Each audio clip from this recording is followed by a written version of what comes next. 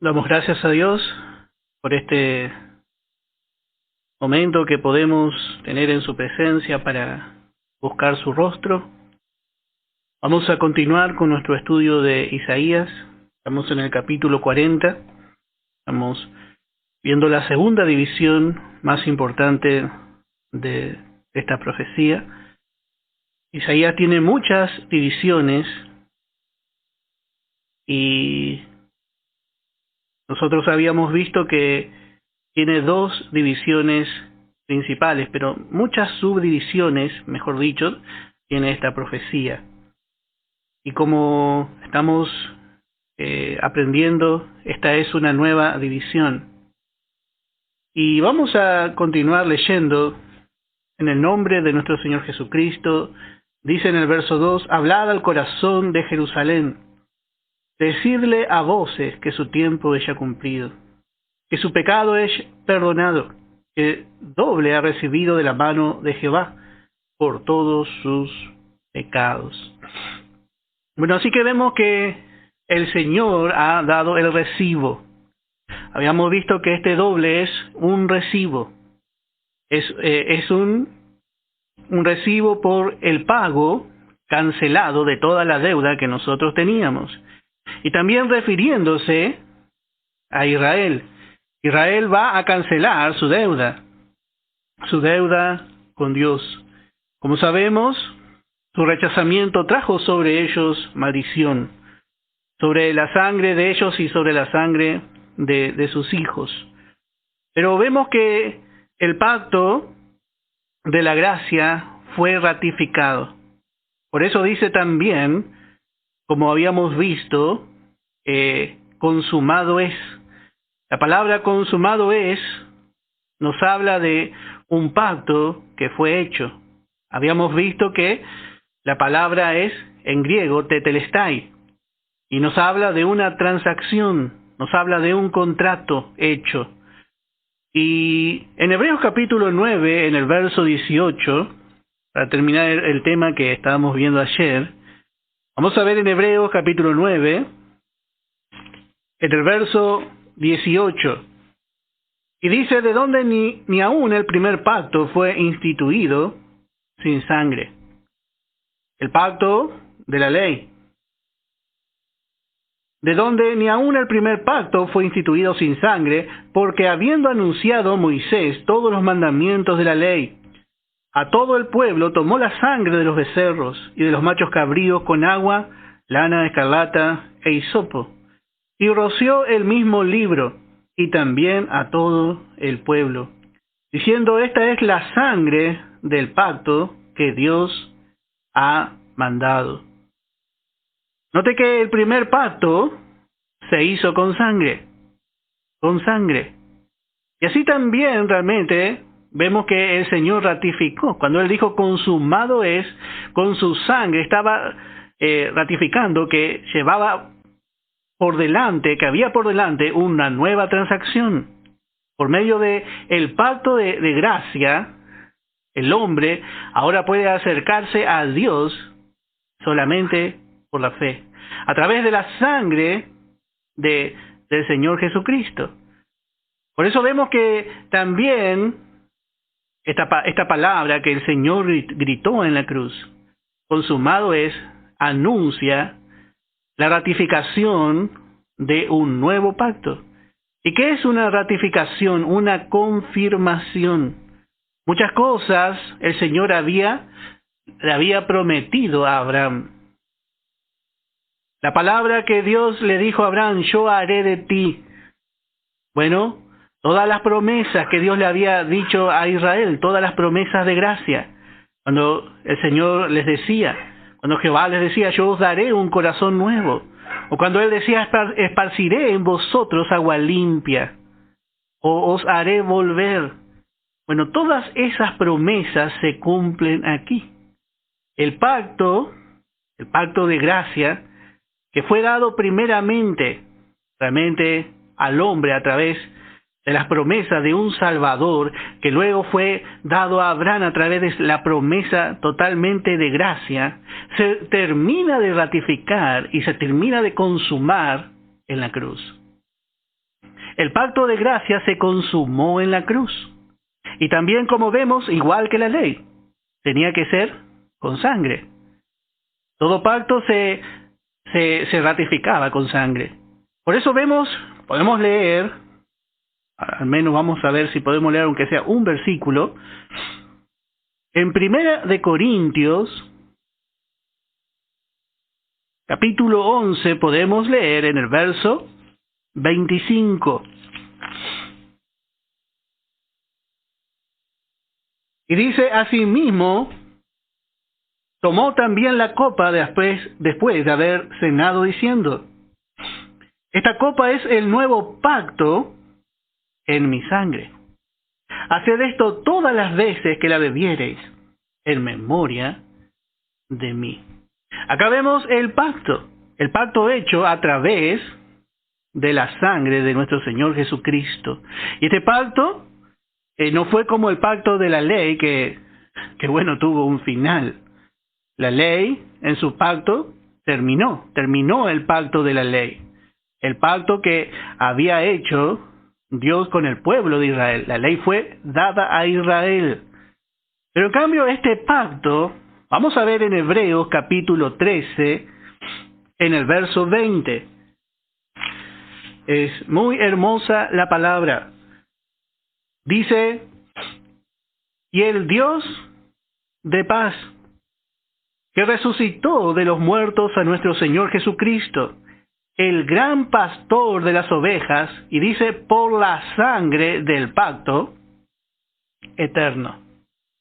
Note que este pacto ratificado, este pacto de gracia, nunca tendrá fin. Así se le llama porque es con una sangre preciosa. Fue hecho por medio de una sangre preciosa. Se confirmó a través de la muerte del Señor Jesucristo. Y su sangre salpicó este testamento, este pacto. Y esto es realmente lo que le da validez a todas las promesas de Dios. Tan importante es la sangre del Señor Jesucristo. Tan grande es el alcance que tiene esta sangre. Porque todo lo que alcanzamos, todas las promesas graciables, todas las promesas de gracia, hermano, fueron selladas con esta sangre. Al diablo no le gusta que usted conozca el alcance de la sangre de nuestro Señor. Pero, hermano, nosotros necesitamos aprender. Este pacto fue ratificado con sangre. Y cuando el Señor dijo consumado es, no fue un simple consumado es. El Señor estaba ratificando, estaba dando el recibo de todo lo que Él había alcanzado. Estaba dándonos, estaba ofreciéndonos, estaba alcanzando al hombre todas las promesas de gracia. Estaba sellando un pacto a favor del hombre. Acuérdese que este es un pacto incondicional, donde Dios se compromete y donde ya Dios no solamente estaba comprometido, sino que donde Dios ya ha hecho todo por el hombre. Dios dio a su Hijo, Dios dio su Hijo unigénito, y Dios por medio de la obra de la cruz, ya había terminado la obra. Había terminado la obra. Solo restaba la resurrección. Pero la resurrección ya era segura, porque Él fue obediente y el Espíritu le justificó, en cierta forma, confirmando que Él fue justo, resucitándole de entre los muertos. Por eso, hermano, tenemos que ver realmente el consumado es. Y cuando dice aquí la palabra, cuando dice: acá yo le doy el recibo, dice. Ya ha recibido el recibo. Hubo un benefactor. Hubo alguien que se apiadó para pagar la deuda que usted exhibió. Y así es lo que ha hecho nuestro Señor con nosotros. Y ahora, ¿qué es lo que resta? ¿Qué es lo que resta? Bueno, dice ahora en el verso 3, voz que clama en el desierto. Ahora hay que anunciar. Y realmente esto, vamos a ver que tiene un cumplimiento especialmente con el ministerio de Juan el Bautista. Pero también esta voz que clama en el desierto hace recordar la guía que Israel tuvo en el desierto para ingresar en Canaán, para ingresar en su posesión, en el lugar de bendición. Así, hermano, hoy nosotros escuchamos esa voz. El desierto, como sabemos, nos habla del mundo. Un desierto espiritual para el Hijo de Dios, para nosotros que estamos caminando, peregrinando. Vamos rumbo a Canaán. Y nosotros hemos escuchado esta voz. Y somos también llevados a proclamar a viva voz este acontecimiento que hemos recibido gratuitamente todo lo que el Señor ganó, el perdón de pecados. El hombre ha recibido el perdón de pecados, pero también ha recibido una herencia eterna que el Señor ganó en la cruz. Es grande la provisión de la cruz. Por eso es muy hermoso realmente poder entender este pasaje. Y dice, voz que clama en el desierto, preparad camino a Jehová y enderezad calzada en la soledad a nuestro Dios. Bueno, acá vemos, como hemos dicho, a uno que clama en el desierto. Y el desierto, como sabemos, es un lugar de soledad, es un lugar árido, un lugar seco. Y esto nos muestra también cuál era la condición de la nación de Israel cuando se manifestó el ministerio de Juan el Bautista. En Malaquías capítulo 4 dice en el versículo 5, vamos a leer, profecía de Malaquías capítulo 4, dice en el verso 5, así termina el Antiguo Testamento. He aquí yo os envío el profeta Elías, antes que venga el día de Jehová grande y terrible. Él hará volver el corazón de los padres hacia los hijos, y el corazón de los hijos hacia los padres. No sea que yo venga y hiera la tierra con maldición. Así que vemos aquí que antes de enviar realmente todo este pacto tan precioso que el Señor iba a ratificar, vemos que el Señor mandó un heraldo, a un precursor. Todo rey en la antigüedad tenía la costumbre, cuando iba a emprender un viaje a otra nación, primeramente mandaba sus heraldos. Y había diferentes heraldos. Había algunos que clamaban a viva voz. Pero luego había algunos heraldos que eran llamados así porque iban delante, limpiando y preparando el camino. Tenía que preparar el camino, quitar todo tropiezo si había alguna roca. Incluso, hasta en algunos casos se conoce a algunos reyes que hicieron construir puentes. Así que tenía que tener cierto conocimiento. Tenía que ser quizás un arquitecto, una persona especial era. Y así realmente vemos el ministerio de Juan el Bautista. El ministerio de Juan el Bautista, bueno, fue un ministerio de preparación. Por eso tenía que ser antes de la aparición de nuestro Señor Jesucristo. ¿Y qué es lo que vino a preparar Juan el Bautista? ¿Qué es lo que vino a preparar? Bueno, él vino a preparar los corazones para que Israel reciba realmente al Señor Jesucristo, a su Rey. Él tenía que remover un poco la tierra para que luego venga el Rey, para que el camino esté allanado, para que cuando el Señor Jesús estuviese entre ellos, bueno, ya Él pudiese ser aceptado como el único Rey de Israel. Por eso vemos en el Evangelio de Mateo, vamos a ver en el capítulo 3, Evangelio de Mateo en el capítulo 3, dice en el verso 1, En aquellos días vino Juan el Bautista, predicando en el desierto de Judea. Así empezó a predicar, y diciendo: arrepentíos, porque el reino de los cielos se ha acercado. Bueno, el rey celestial, había descendido en la tierra. Se había acercado el rey, por lo tanto, su reino podría haber empezado. Pues este es aquel de quien habló el profeta Isaías, cuando dijo: voz del que clama en el desierto, preparad el camino del Señor, enderezad sus sendas. Y Juan estaba vestido de pelo de camello, y tenía un cinto de cuero alrededor de sus lomos, y su comida era langostas y miel silvestre. Y salía a él Jerusalén, y toda Judea y toda la provincia de alrededor del Jordán, y eran bautizados por él en el Jordán, confesando sus pecados.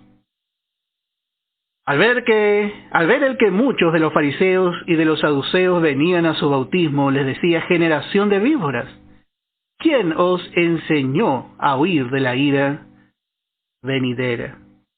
Bueno, así vemos cómo vino este hombre. Este fue el precursor del rey.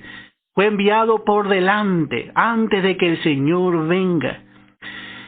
Y como hemos dicho, tenía que ser un hombre especial, un hombre con una capacidad especial, porque tenía que anunciar la llegada del rey, pero a la vez también tenía que llegar a remover todo obstáculo. Quizá tenía que romper alguna piedra o edificar algún camino, alguna calzada para que pueda ingresar el rey. Y así que vemos que este hombre, Juan el Bautista, le vemos con un mensaje particular. Vemos este mensaje que era un mensaje muy poderoso. La nación tenía, hermano, que reconocer su necesidad. Por eso vemos que viene diciendo: arrepentíos, porque el reino de los cielos se ha acercado. Y también vemos que él es muy directo, porque le dice: generación de víboras, le dice a los fariseos: ¿quién os enseñó a huir de la ira venidera? Vemos muy fuerte su mensaje, porque él tenía que realmente que romper si había algún obstáculo. La nación, hermano, tenía que estar preparada para recibir a su rey. Entonces empieza a bautizar. Y bueno, al aceptar el bautismo, este bautismo de Juan, que fue un bautismo de arrepentimiento, bueno, el israelita lo que decía era: yo acepto que soy pecador. Yo creo que soy un pecador. Y me preparo mi vida, preparo mi corazón para recibir al Mesías. Y no es que este bautismo salvaba, ningún bautismo salva. Ni ni ninguno salva. Pero este era un bautismo preparatorio para que Israel luego reciba en su corazón al Mesías. Por eso en Hechos capítulo 19 encontramos que el apóstol Pablo nos enseña. Hechos capítulo 19, cuando él se encuentra con Apolos. Dice: aconteció que entre tanto que Apolos estaba en Corinto, Pablo, después de recorrer las regiones superiores, vino a Éfeso, y hallando a ciertos discípulos, sin duda discípulos de Apolos, les dijo: ¿recibisteis el Espíritu Santo cuando creísteis? Esta versión está mal, pero la versión original dice: ¿recibisteis el Espíritu Santo después que creísteis? De aquí se toma el hermano que no cree en la llenura del Espíritu Santo. Y dice, cuando acepta el lleno con el Espíritu Santo, bueno, necesitamos ver bien la palabra, cotejar. Y ellos le dijeron: ni siquiera hemos oído si hay Espíritu Santo. Ni sabían, hermano. Qué lindo, porque ahí van a ser llenados. Entonces dijo: ¿en qué pues fuiste bautizado? Ya escarbó un poco más Pablo. Y ellos dijeron: en el bautismo de Juan. Y qué lindo cómo les enseña el apóstol Pablo. Y de aquí aprendemos nosotros. Dijo Pablo: Juan bautizó con bautismo de arrepentimiento, diciendo al pueblo que creyesen en aquel que vendría después de él, esto es, en Jesús el Cristo. Note que este fue el bautismo de Juan. El bautismo de Juan fue preparatorio, una señal de que el pueblo estaba esperando a su Mesías. Y para eso necesitaba reconocer que era pecador. Por eso cuando dice que los fariseos venían a su bautismo, no es que venían a ser bautizados. Ellos venían a ver quién era el pecador, cuál era el pecador que se estaba bautizando, para después quizá apedrearle. Bueno, no sabemos, pero por lo menos indicarle con el dedo. Ellos no se querían bautizar con Juan, porque si ellos se bautizaban con Juan, estaban diciendo que eran igual que todo el pueblo, eran pecadores también. Y esto para un fariseo era algo muy duro de sobrellevar. Por eso dice, ¿por qué huir? Dice, ustedes son la misma generación de la víbora. Le dice, Juan tiene que hacer así. Y hay muchos hermanos que quieren seguir bautizando, de esta forma. Y también quieren seguir predicando el Evangelio de la manera que predicó Juan el Bautista. Y esa no es una manera correcta en este tiempo. Porque esa era una manera preparatoria para que venga luego la gracia. Habíamos visto en el Evangelio de Juan que en sí Juan representa la ley. Juan representa la ley en su espíritu, que tiene que juzgar, que se levanta para mostrarle la necesidad al hombre y le dice la verdad a quien sea, donde quiera que sea. No tiene problema la ley no distingue, porque la ley es ley. Entonces vemos a Juan cumpliendo fielmente su ministerio, para que el pueblo se arrepienta y luego reciba a Jesús, para que vea luego en Jesús, para que pueda ver su gloria. Note que los que fueron discípulos de Juan fueron los que realmente vieron más. Ellos vieron la gloria porque Juan preparó el camino. Y como Pablo nos explica tan bien, Juan bautizó con bautismo de arrepentimiento, diciendo al pueblo que creyesen en aquel que vendría después de él, esto es, en Jesús el Cristo.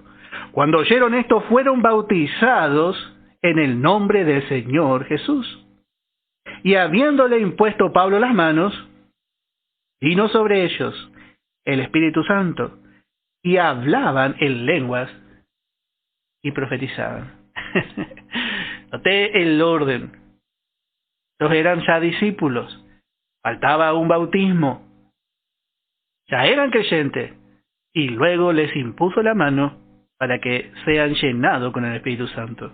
Primero es salvo, y luego puede ser llenado con el Espíritu Santo, y luego, si no es bautizado, se le bautiza. No hace falta ser bautizado para ser llenado. Vamos a aclarar bien. El bautismo es una señal. Es un símbolo. El bautismo señala la cruz. El bautismo señala nuestra muerte, nuestra sepultura y nuestra resurrección juntamente con Cristo. Eso es lo que estamos declarando, que nosotros también hemos sido muertos, sepultados y resucitados con Él. Pero no es la sustancia. Por eso ningún bautismo salva. Hay muchas veces, por esta falsa enseñanza, hay hermanos que enseñan que para ser miembro de una asamblea se tiene que bautizar. O enseñan el que creyere y fuere bautizado será salvo. Pero eso encontramos en los evangelios. Nosotros tenemos que siempre acudir, para entender doctrina, a las epístolas de Pablo. Dice la palabra que el Señor es el camino. Él es la verdad y Él es la vida. Cuando el hombre acepta ese camino, ya entra en una relación con Dios y entra en una calidad de hijo en relación con Dios. Y luego puede bautizarse. Si hay alguien que dice que porque es bautizado es salvo, solamente es un pecador pasado por agua. Porque siempre la fe se apoya en el sacrificio y en la obra consumada de la cruz. Por eso el apóstol Pablo, nosotros ya hemos visto esto en 1 Corintios, pero no está mal volver a recordar. Pablo dijo, el Señor no me envió a bautizar, sino a predicar el Evangelio. Porque por el Evangelio la gente se salva. Por el bautismo no. El bautismo es un paso de fe, nada más. Un paso de identificación. Así como Él se identificó con nosotros, nosotros nos identificamos con Él. Por eso, hermano, tenemos que poner las cosas en su lugar. El creyente es miembro de la iglesia de Cristo, que es un cuerpo espiritual, que un hombre no lo puede formar, ni está escrito en un libro ese cuerpo aquí en la tierra. No hay un libro en la tierra que pueda contener todos los nombres de los miembros de este cuerpo. Así que si usted está en un libro, bueno, es mejor estar en el libro de la vida del Cordero. Cuando éramos niños cantábamos un coro que decía, con letras de oro escrito está. Y hermano, nosotros estamos inscritos, en el libro de la vida del Cordero que está en los cielos, guardado. Y eso no puede cambiar. El bautismo no nos hace más salvos. El bautismo no nos hace mejores. Solamente es un paso de fe. Lo mismo con la cena del Señor. Son símbolos. Y muchos espiritualizan estos símbolos. Y le dan un valor religioso a estos símbolos. Y bueno, tiene que hacer así. Pero hermanos, son símbolos. Lo importante es la sustancia. Si nosotros estamos gozando la sustancia, eso es lo más importante. Y después, estas ordenanzas que el apóstol Pablo dejó para la iglesia tienen su lugar. Pero no podemos ponerlas al nivel de la sustancia. Porque eso es lo que ocurre. Y especialmente esto pasa en este último tiempo, porque es un siglo malo. Porque la religiosidad está, hermano. Religiosamente se hacen estas cosas. Entonces pierden el significado. El símbolo llega a ser más importante que la fe, luego. Y esto es lo que no tiene que pasar, porque eso es lo que le pasó a Israel. La forma, la ceremonia fue más importante que el mismo Cristo que estaba entre ellos. De tal manera el símbolo llegó a ser tan fuerte en Israel que cuando el Señor caminó entre ellos, no lo vieron. Y cuando estuvo en el templo y dijo, hoy se ha cumplido esta palabra, no tenían fe para creer y para ser convencidos por el Espíritu Santo de que el Mesías estaba entre ellos. Por eso, una cosa es la fe y otra cosa es la religión. Y porque nosotros estemos aprendiendo la palabra no quiere decir que no haya religiosidad o atisbos de religiosidad entre nosotros. Por la palabra, el Señor nos está librando de esas cosas. Y estamos aprendiendo. Por eso, volvemos a hacer énfasis. Hermano, necesitamos estudiar la palabra. Y usted a veces va a decir, bueno, pero esto yo ya sé. No, hay que volver a escuchar. Porque con una vez que escuchemos no alcanza. Con 10 veces, tampoco. Con 100 veces, no sabemos, no es seguro. Yo no me canso de repetir las mismas cosas. Nos enseñó nuestro apóstol. Y damos gracias a Dios por esta oportunidad que el Señor nos da.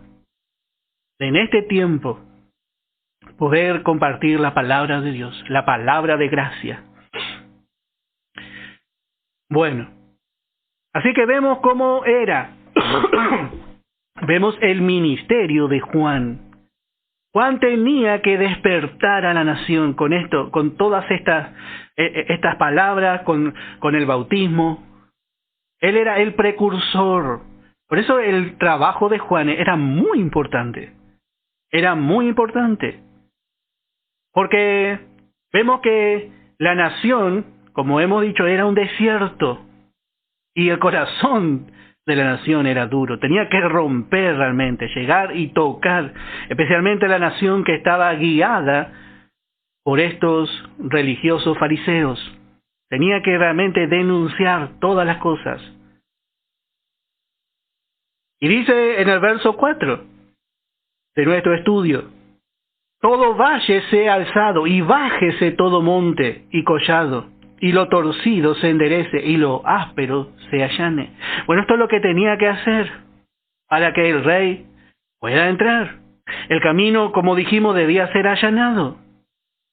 Y dice, todo valle sea alzado. O sea, el humilde que reconocía su necesidad iba a ser alzado.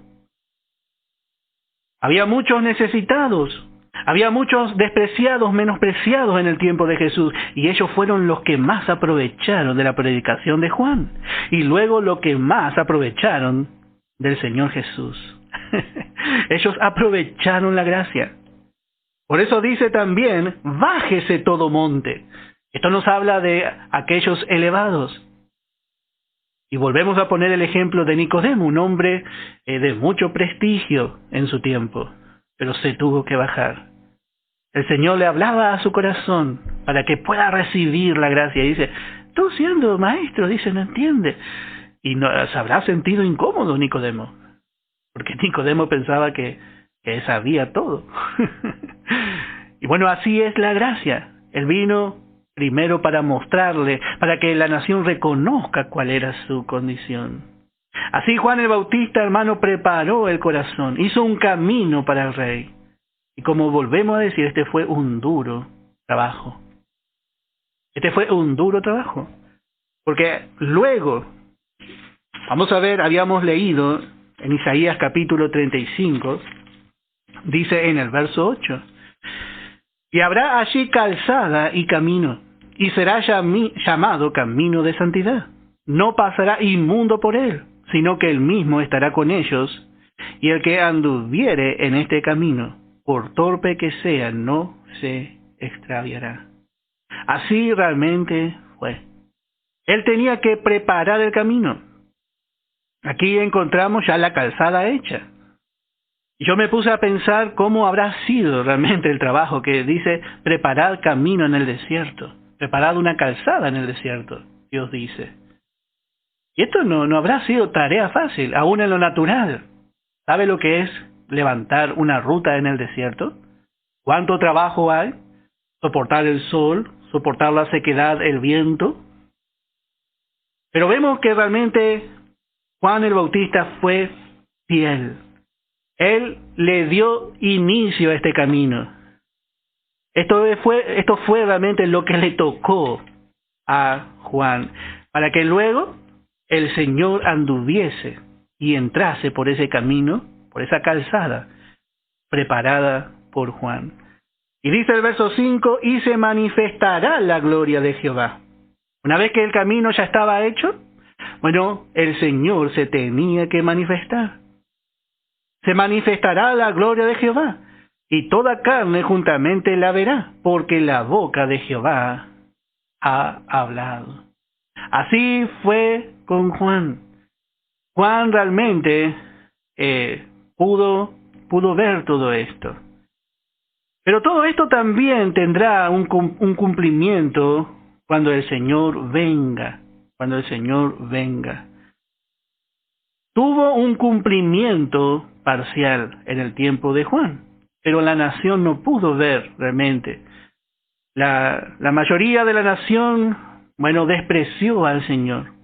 Y volvemos a decir especialmente por causa de los fariseos, por causa de los saduceos, de los escribas de ese tiempo, que ellos no quisieron realmente aceptar al Señor, porque ellos corrían de la luz, así como usted levanta una piedra y por ahí hay muchos bichos, porque corren de la luz, están debajo de la piedra, habitan esas cosas en la oscuridad. Y así es nuestra religiosidad. Ellos no querían ser descubiertos, no es que al Señor le vino a mostrar que la prostituta era prostituta o que el publicano era publicano. Eso estaba a la luz, todos sabían ellos que la mujer hacía eso, que el hombre era un traidor para la nación, un publicano, un recaudador de impuestos. El problema era que la luz les iba a mostrar justamente a estos rechazados que los fariseos eran iguales. Y los que corrían de la luz eran los fariseos. Y así es hasta hoy. La palabra nos descubre.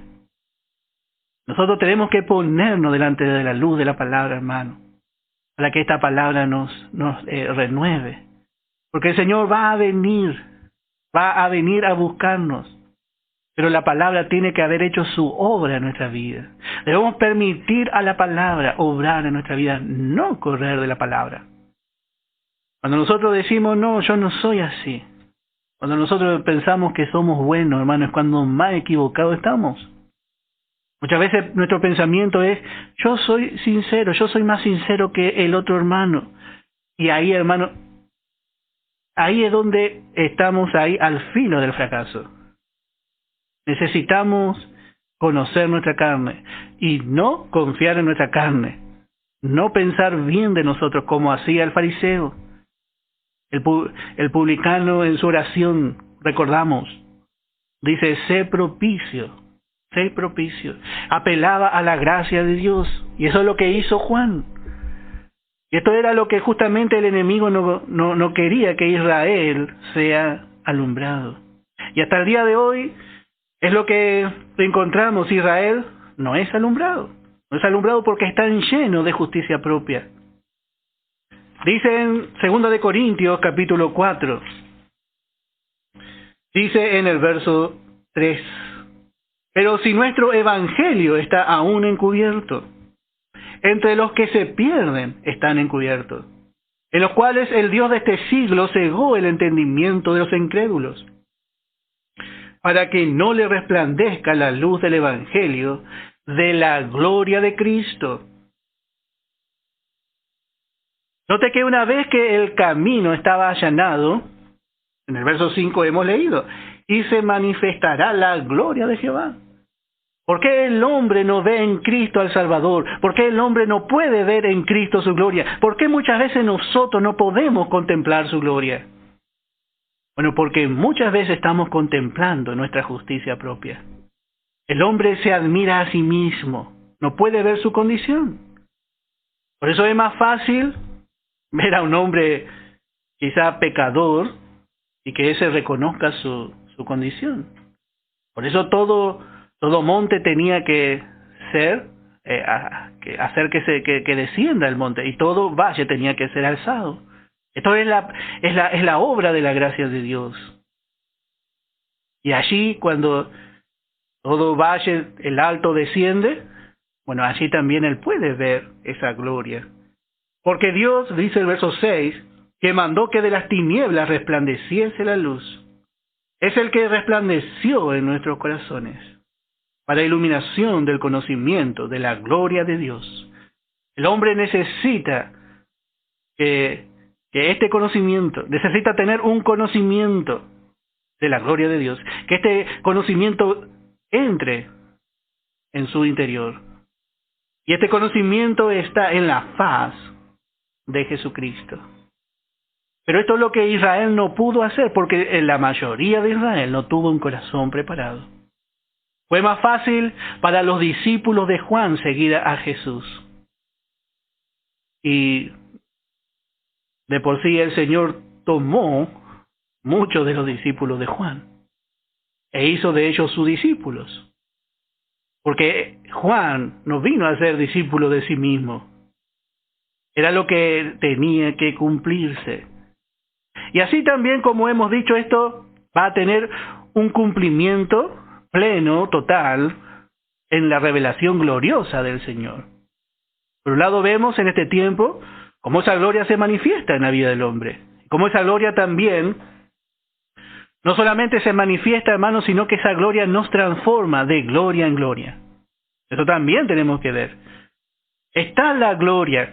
El apóstol Pedro dijo que nos trajo a su luz admirable. una luz potente, una luz que produce admiración. Al contemplar esa luz, hermano, solamente ¿qué podemos decir? Podemos ver solamente que realmente somos lo que somos por la gracia del Señor. Entonces eso es lo que hace esta luz. Y esto es lo que también va a pasar con Israel. Israel va a admirar esa luz. Y dice, vamos a ver en Apocalipsis capítulo 1, en el verso 7.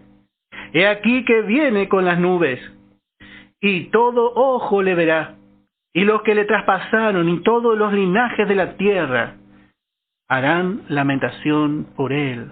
Sí, amén. Estos que le traspasaron, bueno, ellos van a también ser convencidos de su condición. Israel llegará al punto que va a decir, y caímos como la hoja, y todas nuestras justicias son como trapo de inmundicia. En ese momento y no antes, verán al que le traspasaron. La gloria del Señor será revelada a Israel, y no solo a Israel, sino a todo el mundo. Por eso es tan importante, para que esta gloria se revele, poder reconocer realmente la gracia de Dios. Con el orgulloso la gracia no está. No, con el orgulloso la gracia no puede estar. El hombre tiene que reconocer primeramente su condición. En Mateo capítulo 24 dice en el verso 27, porque como el relámpago que sale del oriente y se muestra hasta el occidente, así será también la venida del Hijo del Hombre. Así va a ser, no en la venida para la iglesia, sino en la venida para manifestarse a su pueblo Israel, en su venida en gloria. Será como un relámpago que va a causar admiración a todo hombre. Esta luz será realmente la admiración de todo hombre, como tendría que haber sido desde el principio. Por eso dice en el verso 5, y se manifestará la gloria de Jehová, y toda carne juntamente la verá. Acá estamos viendo, por un lado vemos la parte parcial, en este tiempo que tiene un cumplimiento hacia nosotros la iglesia, pero tendrá un cumplimiento total cuando Israel, el pueblo de Dios, el pueblo terrenal de Dios, veas esa gloria. Porque la boca de Jehová ha hablado. Esto va a ser así porque Dios dijo. Y simplemente porque Dios dijo. Si Dios dijo, así será. Y dice el verso 6, voz que decía, da voces. Y dice, primeramente termina el verso 5, dice, diciendo, la boca de Jehová ha hablado. Y el verso 6 sigue hablando del verso 5, dice, voz que decía, da voces. Y yo respondí, ¿qué tengo que decir a voces? Que toda carne es hierba y toda su gloria como flor del campo. Bueno, especialmente esto era lo que tenía que decir el heraldo, el precursor. Esto es lo que fue, lo que hizo enojar realmente tanto a los fariseos. Porque muestra cómo es la mirada de Dios sobre el hombre. El hombre se ve muy lindo a sus ojos. Pero Dios dice, toda carne es hierba, toda la carne es igual. Todos los hombres son pecadores. El hombre debe humillarse y ver realmente que es como la hierba. Esto también nos indica, hermano, la fragilidad. El hombre es falible. Y para eso encontramos, dice el verso 7 de nuestro estudio, la hierba se seca y la flor se marchita, porque el viento de Jehová sopló en ella, ciertamente como hierba es el pueblo. Aquí encontramos el viento de Jehová. El viento de Jehová es el que sopla en el hombre para mostrarle su condición. Y acá vemos el poder del Espíritu Santo. Dios envió el Espíritu Santo para que el hombre pueda ver su condición. Y como hemos estudiado, que bien que ha enseñado nuestra hermana. Cómo al hombre religioso le cuesta más ver su condición. Al hombre religioso, al hombre moral, le cuesta ver. Pero Dios en su fidelidad ha mandado el Espíritu Santo. Dios ha enviado el Espíritu Santo. Pero yo os digo la verdad, os conviene que yo me vaya. Porque si no me fuera, el Consolador no vendría a vosotros. Mas si me fuere, os lo enviaré. Y cuando Él venga, convencerá al mundo de pecado, de justicia y de juicio. Así vemos en este tiempo al viento, al Espíritu Santo, así como el Señor le dijo a Nicodemo, el viento sopla y tú ni sabes ni te enterás lo que hace. Era totalmente ajeno al mundo espiritual Nicodemo. Necesitaba nacer para ver y para entrar en este mundo espiritual. Tenía que nacer de nuevo. Y así en este tiempo, nosotros sí sabemos que el Espíritu Santo está trabajando. En este momento el Espíritu Santo está trabajando en aquellos que están escuchando la palabra. Está trabajando en nosotros. Y también cuando nosotros predicamos el Evangelio. A veces pensamos que estamos solos, pero no estamos solos. El Espíritu Santo también está trabajando para que el hombre reconozca su necesidad y reciba a Jesús. Le convence al hombre de pecado. Le convence que es pecador, que es como una flor que se seca, que toda su gloria, que todo lo que alcanza no dura. Aún si quiere ser bueno, no va a ser bueno para siempre. En algún momento su vieja creación le va a llevar cautivo. Así todo lo que el hombre hace no tiene una larga duración. Por eso otra vez vuelve a decir, secase la hierba, dice el verso 8, marchítase la flor, mas la palabra del Dios nuestro permanece para siempre. Acá vemos la obra de la palabra de Dios. El hombre necesita recibir la palabra en su corazón, porque la palabra deja un resultado permanente en la vida del hombre. Solamente la palabra, primeramente actuando a través del poder del Espíritu Santo, puede en el hombre proveer la vida eterna, el nuevo nacimiento. Y luego sigue el Espíritu Santo por medio de esa palabra. Sigue transformando al hombre redimido, a la misma imagen del Señor, hasta que llegue a tener el mismo nivel de fe. Y esto nosotros vamos aprendiendo por la sana doctrina, hermano. Únicamente por la sana doctrina. La mayoría cree que ya es algo, bueno, ya está, ya terminó. No, recién empieza la obra ahí. La obra recién empieza, porque el Espíritu Santo tiene que empezar a enriquecernos. Empieza a transformarnos al gusto del Señor, para presentarnos un día a Él. Por eso vamos viendo, hermano, la necesidad de ver nuestra incapacidad. Seguimos viendo nuestra incapacidad. Seguimos viendo la gracia de Dios actuar en nuestra vida, desde el principio hasta el fin. En Santiago capítulo 1, podemos ver en el versículo 10.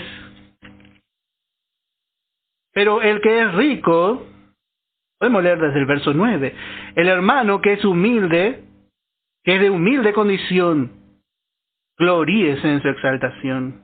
Está hablando de un hermano. Pero el que es rico en su humillación, porque él pasará como la flor de la hierba. La riqueza va a pasar como la flor de la hierba. Mejor gloríese en realmente su humillación. Gloríese en el Señor. Porque cuando sale el sol con calor abrasador, la hierba se seca, su flor se cae y perece su hermosa apariencia. Así también se marchitará el rico en todas sus empresas. Cuando el Señor vino a este mundo, cuando el ángel le habló a María y dijo que iba a ser el vaso escogido para traer a este mundo al Salvador, nos llama mucho la atención su oración. Vamos a ver en el Evangelio de Lucas, capítulo 1, en el verso 52, y con esto vamos a ir terminando. Evangelio de Lucas, capítulo 1, en el verso 52. Dice María en su cántico: quitó de los tronos a los poderosos y exaltó a los humildes. A los hambrientos colmó de bienes y a los ricos envió vacío. Así, hermano, es lo que hizo el Señor, y esta es la obra de la gracia de Dios. La gracia se manifiesta en aquel que reconoce su necesidad, en aquel que reconoce que no tiene capacidad. Y a la vez la gracia quita de los tronos a los poderosos. El poderoso, el suficiente en sí mismo, no puede hacer nada. No puede hacer nada, no puede recibir nada de Dios. No puede recibir nada de lo eterno, de lo verdadero. Todo es como en el desierto. Es una visión, parece. Parece que es algo real, pero no es real. Porque el suficiente en sí mismo queda con las manos vacías. Y así fueron los fariseos. Por eso la palabra permanece y produce, cuando es apropiada en el corazón, resultados eternos. Así que vemos el mensaje. ¿Por qué fue el mensaje de Juan así? A veces lo vemos muy duro. Y bueno, a veces también la palabra es dura. Pero que la palabra, siempre digo, y le pido al Señor, para mí primeramente, que la palabra me pegue en la frente, que me pegue de lleno, que no esquive realmente la palabra, porque realmente necesitamos, hermanos, esta palabra. Que el Señor les bendiga ricamente.